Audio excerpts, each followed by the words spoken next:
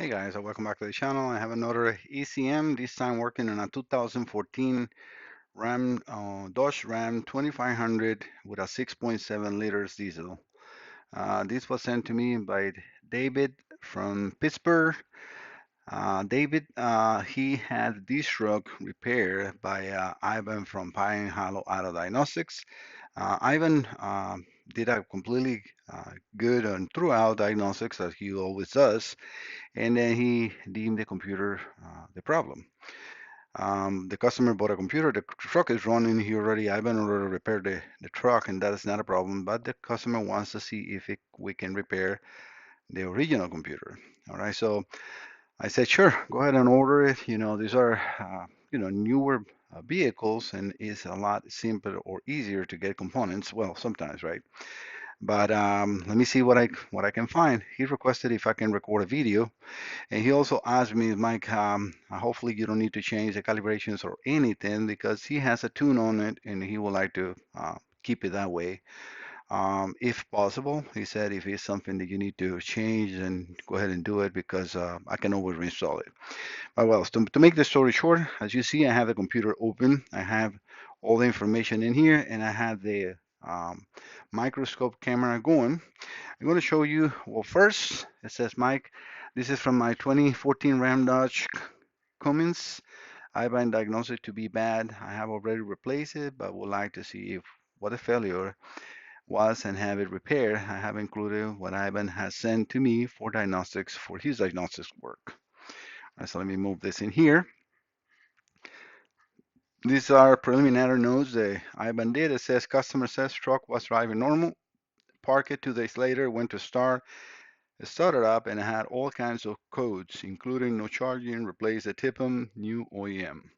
So the full codes, P0888, fuel rail pressure too high, bank 1, P0451, 541, intake air heater low, P0254, injection pump, fuel valve high current, P0691, cooling fan, control circuit low, and P1475 intake air diverter valve out of calibration.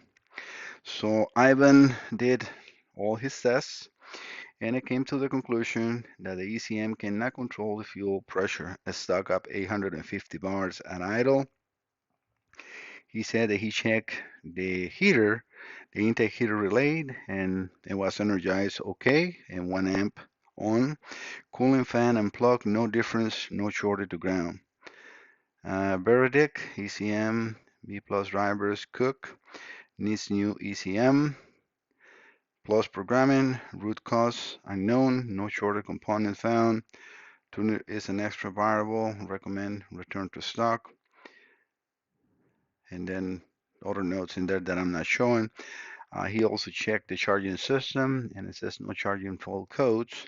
Unplug the alternator, P060C generator voltage sensor sense low set.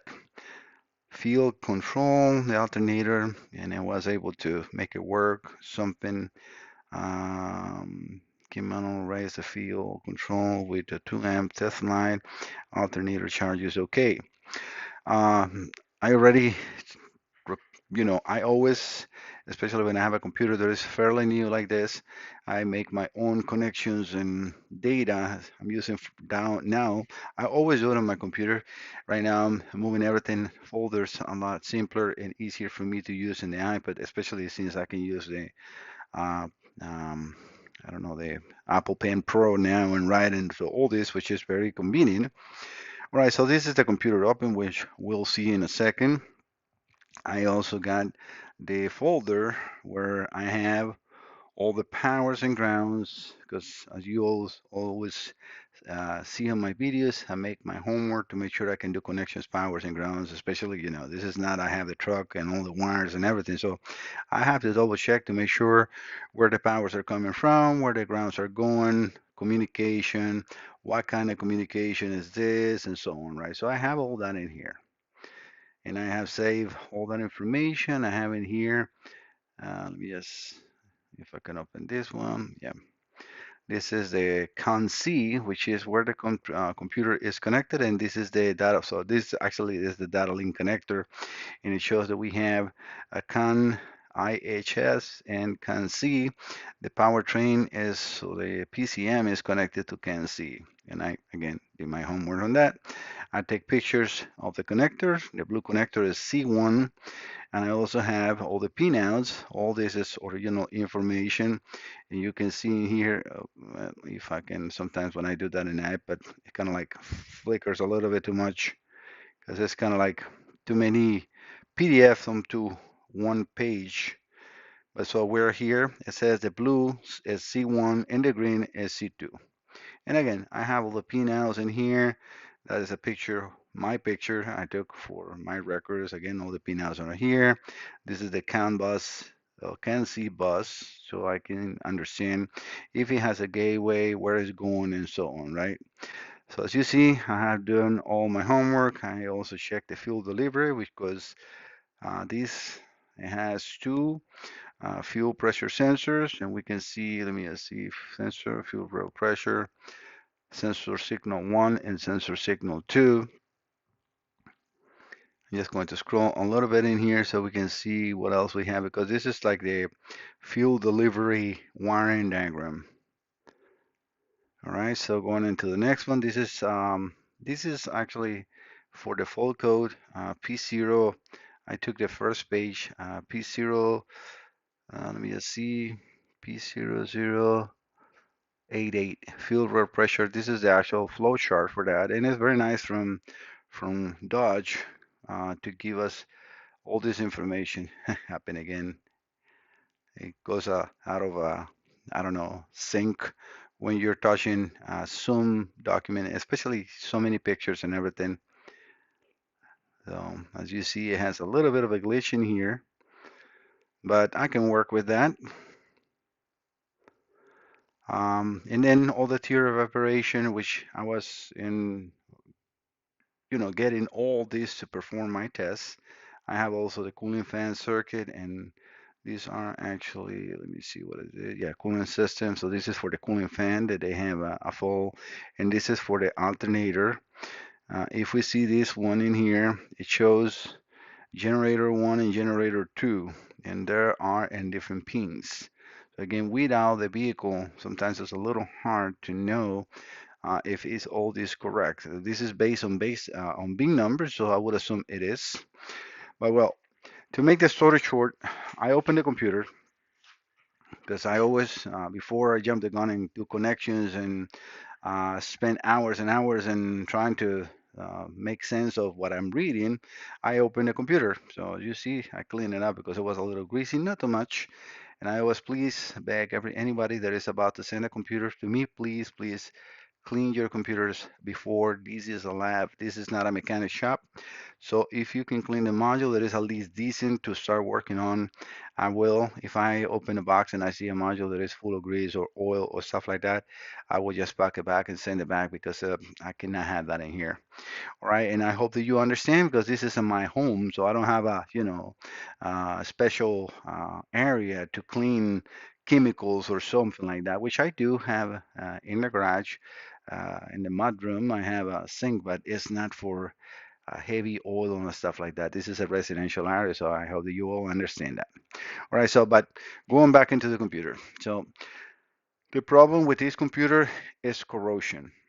Humidity inside the computer, it has corroded and it's shorting the components. And the main problem in here is the system or the setup that we have in here. So if it is would be whole components surface mounted, like, well, they all are, but let's say, we have leg components and we have right here a flash memory and the microprocessor, there are BGA. Those are balls, solder balls that are entered in here. So we're think about it, humidity where it's going to see or the seat right under here. I cannot dry. I can try to clean. The next problem, and this is a big problem, is this is just the one side of the computer. The other side is, well, obviously underneath of this. Let me move all this so we can see what I'm talking about. But yeah, so that is the computer. So we had a huge thick heat sink. So if I submerge this into my ultrasound, I will have to probably, I don't know, maybe put it for hours in the oven, in the heat oven, control temperatures, and try to dry this up. It would be very impossible. So always the best way to do it is to desolder the board and clean it up. And we're talking about hours and hours of work and just to try to do something. If we see here, we got a lot of capacitors on the other side. That's what all these through pins that we see here are. All these are capacitors because we only have connectors here and here. So all these legs in here, all these legs in here, and all of these sensors here are most definitely capacitors that are on the other side. Knowing the manufacturers, you know what they do? Um, they glue it. They glue it to the board, so it's steady and they don't come off. And I understand that, but yeah, some of the manufacturers, especially Dodge, they glue with an epoxy. So when you're trying to remove them, they will just get destroyed. Again, that can all be replaced. It's not a problem, but again, it's more time consuming than what the actual module worth.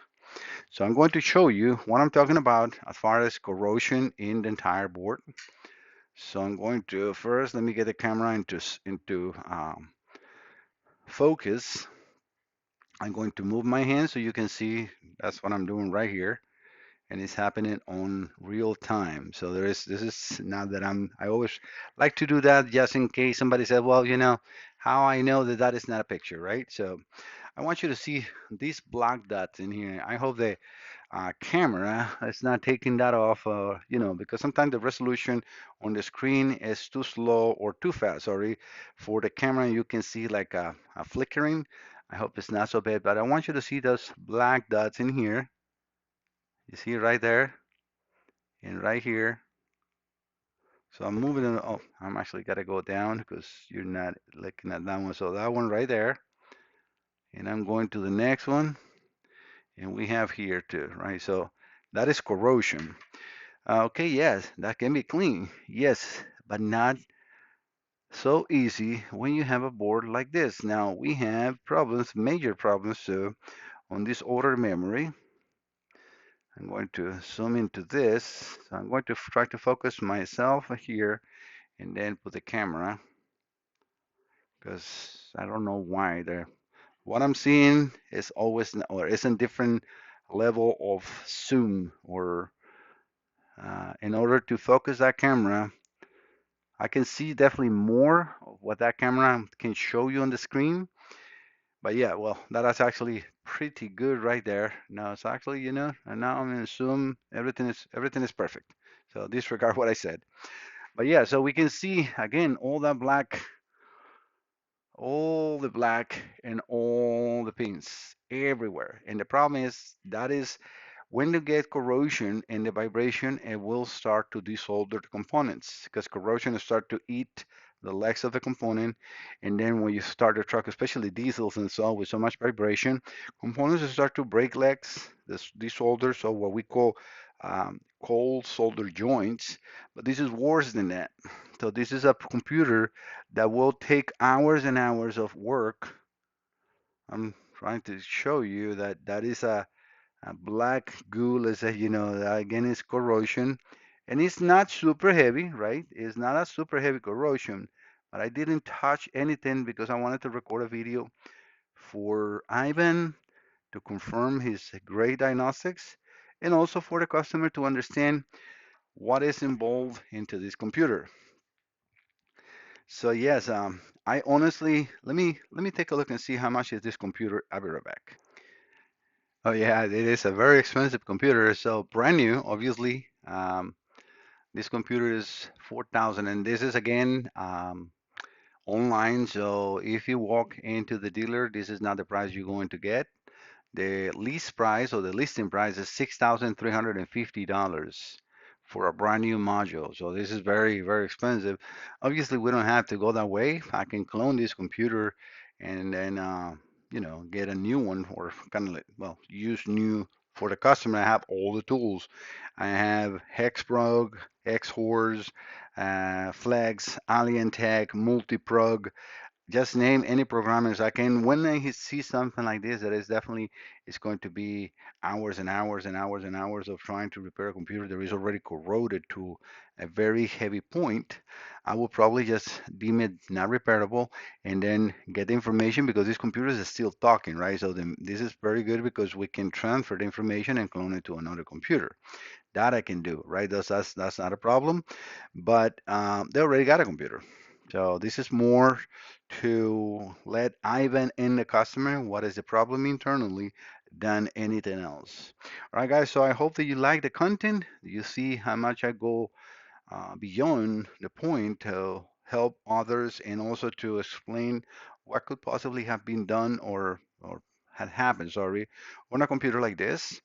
Again, thank you so much. Don't forget to subscribe. See you next time. Bye bye.